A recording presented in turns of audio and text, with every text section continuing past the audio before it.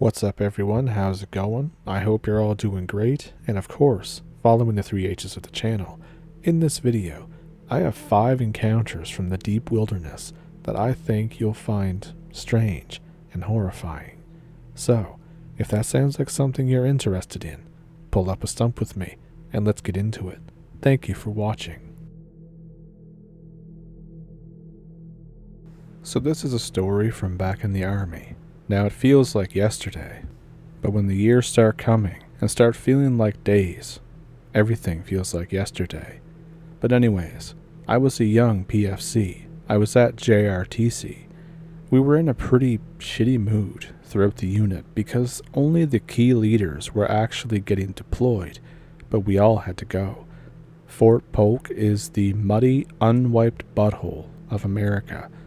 A bunch of guys from other troops that I didn't know were placed on my team. My team was assigned to be A&A role players. All 34 of us are put into a modified Connex. Other teams get tents with electricity. The Connex leaks and it rains frequently. The radios are kept in a Humvee outside. We all alternate between tower guard, radio watch, and downtime. It's 2300 or 11 p.m. It's our second week in the box. 2 of the privates from another troop come back from radio guard. They claim that they saw something. A stark white figure sprint past the gate into the COP at super speed. Now, usually, I would think they're just BSing me, but they were visibly scared off their asses, and up until now, they aren't the type to joke around. It was my turn on radio guard the next night.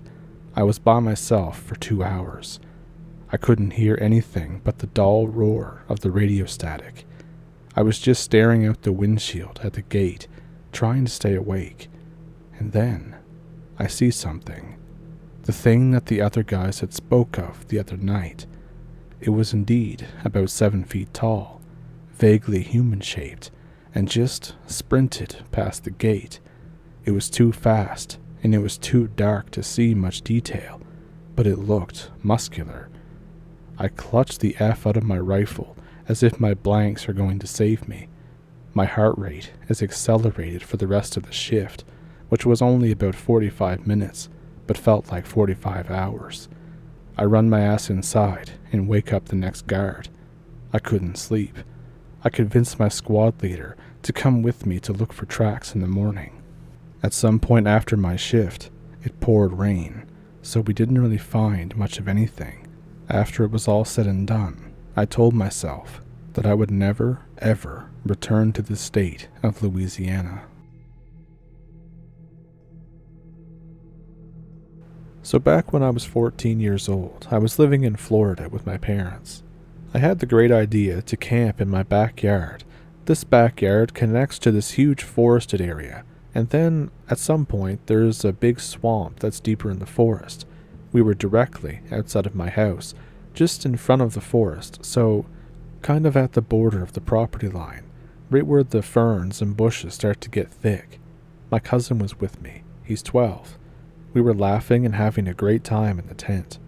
Everyone is asleep in the house except for us. It was super late, and we thought that we were super cool for being up that late.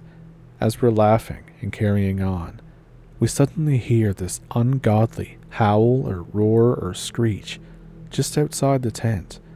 Me and my cousin are scared shitless. I decide to be the macho older cousin and try to scare off whatever it was. I tell my cousin to stay in the tent. I unzip it and I leave with the flashlight. Now, despite hearing the noise right outside the tent, there was nothing around it. I ended up searching around a bit.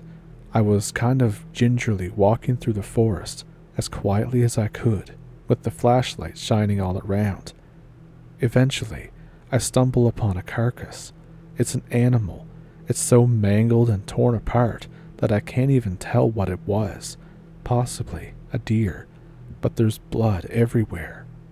As I'm staring at this, trying to unfreeze myself, I hear sticks cracking to my left.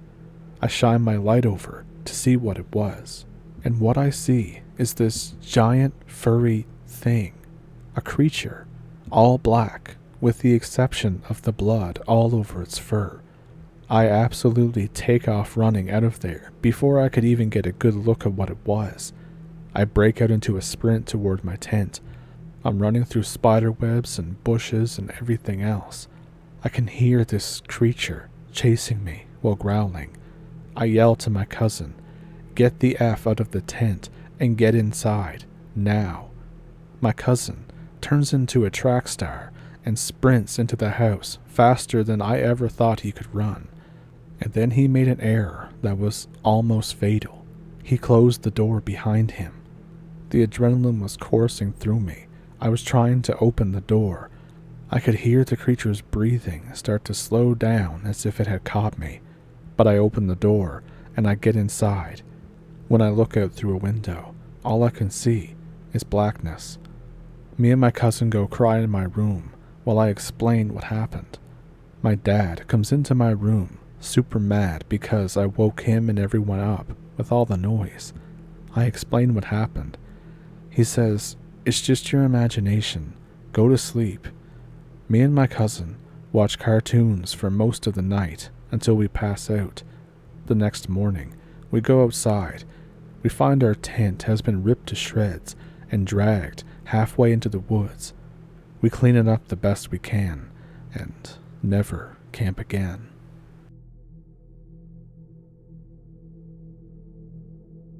So I'll tell you the short version without all the added details. Me and my best friend were camping out in the woods.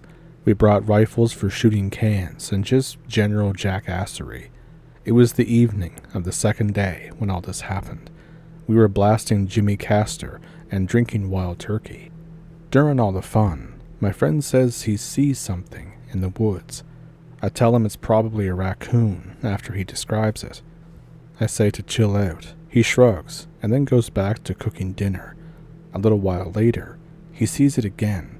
He says that now it's way too big to be a raccoon. Now I figured that since bears are pretty common around here, that it might be one of the brown bears looking for leftovers. I make sure my circuit judge is loaded, but I don't freak out.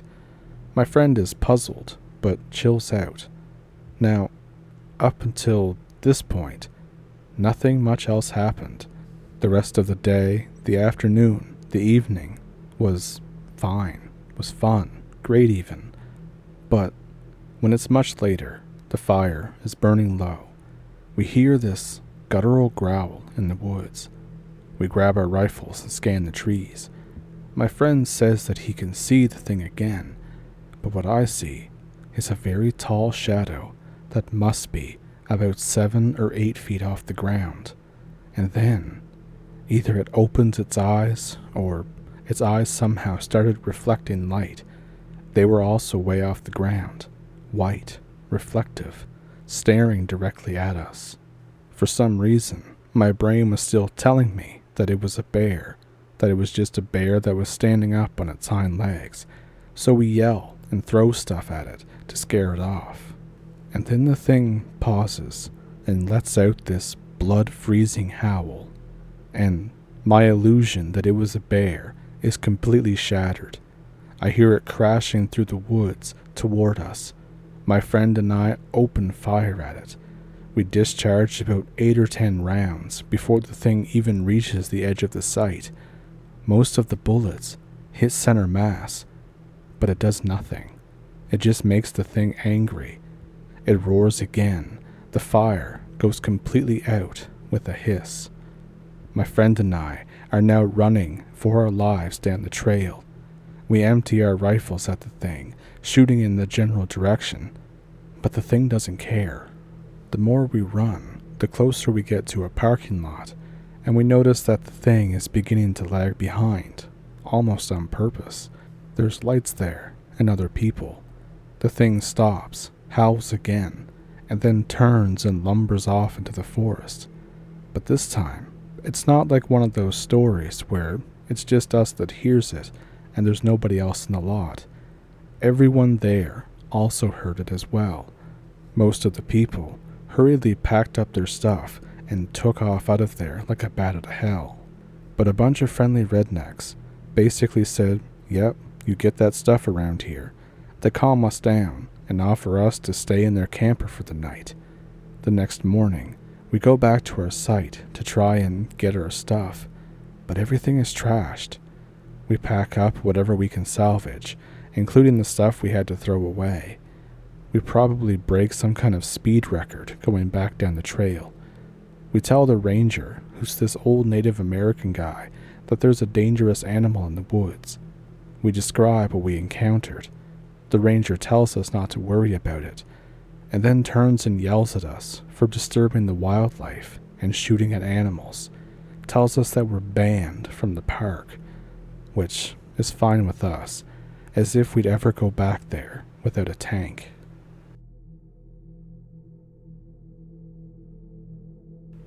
This happened a long time ago. I was 12 years old and in my grandparents' village. We had a cow and an ox. Usually, the son of the bull took all the cattle to graze, and at night he would take them back. Cows know where to go when going home. My grandpa had a male ox, and since my father was an adult and he wasn't there, I had to take responsibility. Basically, my job was to go around the village with the ox trailing after me, calling the people to open their doors. Our ox would grunt to call the herd, and all the females would come out. From then on, I had to take them to a clearing up the mountain, and then later take them to the river. It was generally pretty easy. The animals already knew where they were going. They were calm, and our bull was a gentle giant. All I really had to do was ride on top of him, and I had this thin rope that was on his horns. If any of the females wandered off, all I did was call, or on rare occasions, I would poke her with a dull stick in the right direction. My grandpa said that if I see a wolf, which was very rare, a boar, or a fox, then I should stay on the ox. Not too many animals dare go near an ox herd. Now there is this dark part of the forest where it's very quiet there, and even the bravest hunters dare not go. It's very slippery and dangerous. They said that even the deer and boar dare not go there. I was forbidden to go there, and honestly, I never really wanted to. So this one morning, it was an early morning and everything seemed fine. I was on the ox going up the mountain. I was glad he let me because it was a very hard track up for me. I saw that one of the females was beginning to wander off. I followed her and left our ox and the dogs to guide the herd. She went into the forest. I ran to her and got on tying the rope on her horns. I tried steering her away, but she continued. She went to that dark part and stopped. I didn't want to get off in case she ran back and left me there. I heard a crunch and turned. A very old man was walking toward us. He looked frail, with dirty clothes and a long beard.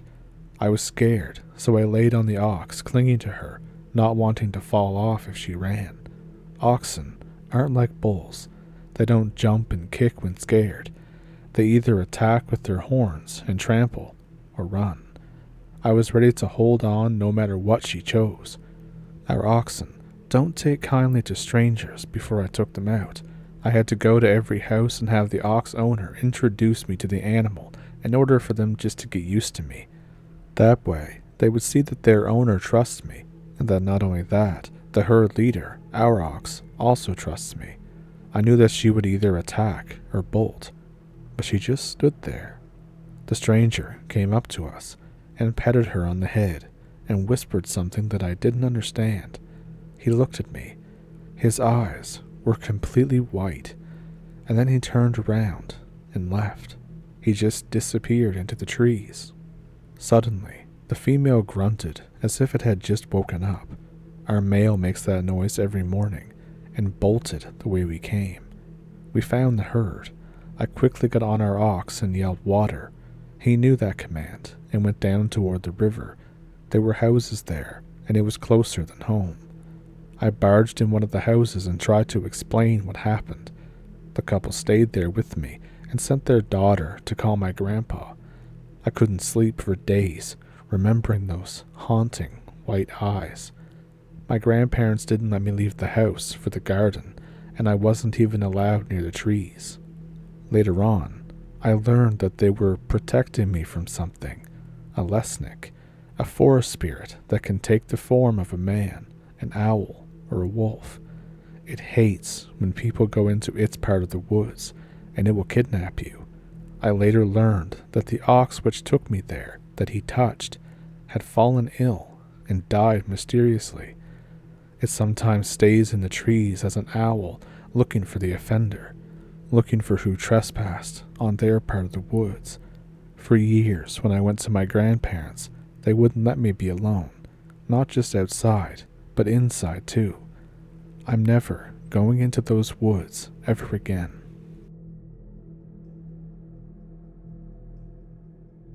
My dad owns a casa near the nicer parts of Tijuana. It's out in the middle of the desert between Tijuana and El Paso. Now, despite being in Mexico, and we all know the state of public safety in Mexico right now, it's actually a super safe area. I do believe that my dad may pay off protection money to some cartel boss, or is at least on some good terms with higher-ups, because nobody ever bothered us when vacationing there, even at the height of the Zeta violence spree and kidnappings. And for reference, I was about 14 when this happened. It was about 2 days since we had come down from San Diego. My dad was drunk on tequila by the pool. My mom decided to sleep in that day, so I took out my dirt bike and I went riding along the desert. I never went too far, but this time I wanted to try and jump some of the dunes that were farther away, but still within sight of the casa. Besides, this was also near a neighboring village or small town that I also had a lot of friends in. I had been having my fun for a couple of hours when I noticed something at the foot of one of the dunes.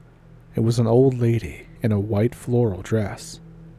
Being a well-educated kid, I went down to check on her, because this was in the middle of the desert in the afternoon sun, and no place for no frail abuelita.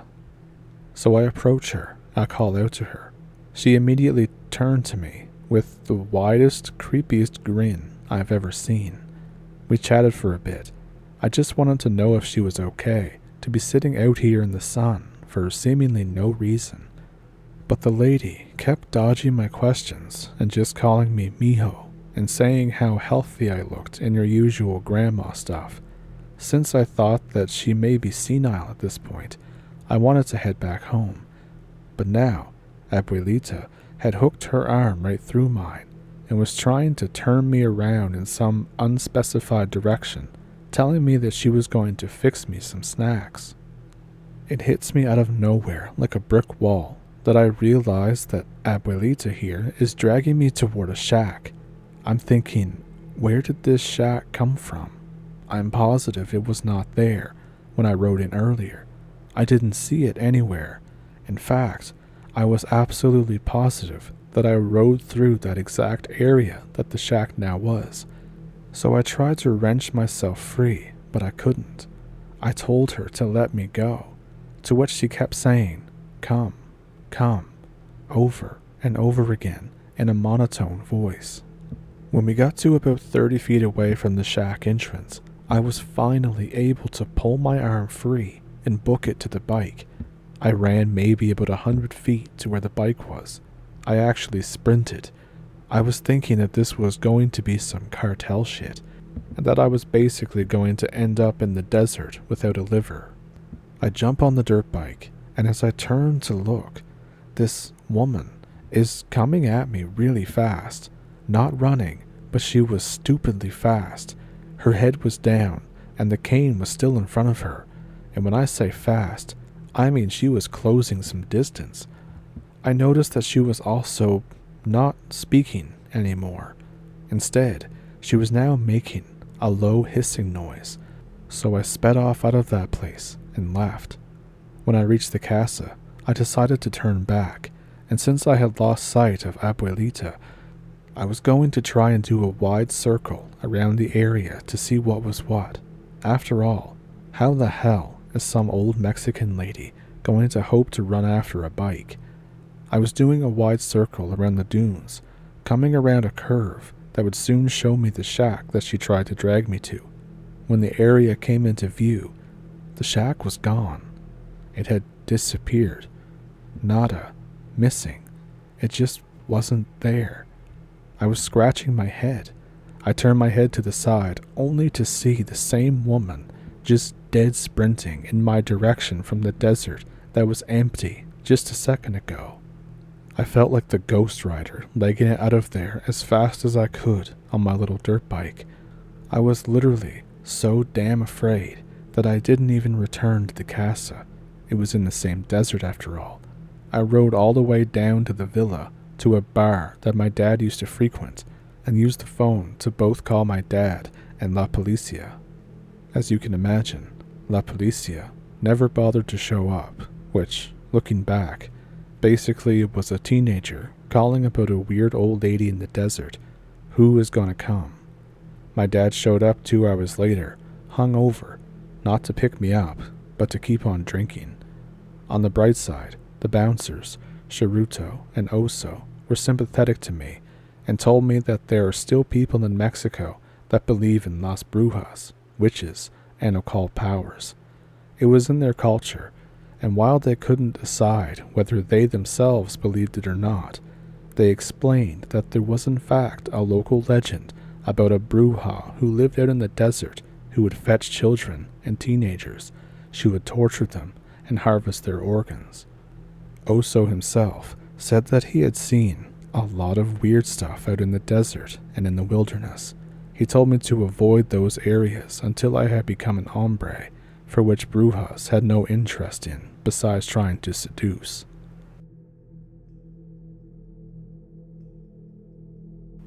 So if you agreed with me that those stories were horrifying, chilling, and everything in between, make sure to like and subscribe, and comment which one stuck out to you the most.